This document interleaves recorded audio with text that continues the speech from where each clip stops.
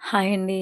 అమ్మాలూరులో విఘ్నేశ్వర బొమ్మ దగ్గర మాత్రం పెట్టిన దగ్గర నుంచి రేపు నిమజ్జనం చేసేస్తారన్న వరకు కూడానా చాలా బాగా ఆడారండి.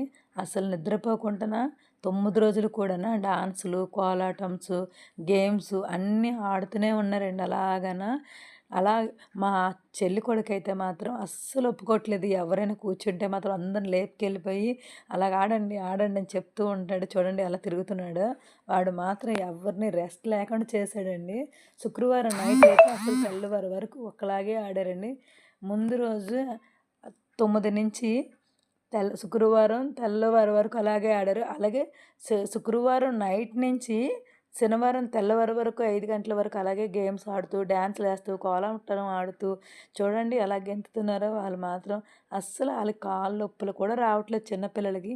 మా అక్క మాత్రం అందరూ మేనల్లులే అవుతారు. దాన్ని మాత్రం బాగా ఏడిపించేశారు. మా నాలుగో వదినైతే అస్సలు రెస్ట్ లేకుండా డాన్స్ చేసేస్తుంది. ఫుల్‌గా ఎంజాయ్ చేసామండి. ఈ 9 రోజులు కూడా దేవుడిని కూడా అలాగే పూజించాము. 2 పూటలు పూజించాము. దేవుడికి నైవేద్యాలు కూడా ఫుల్‌గా పెట్టాము.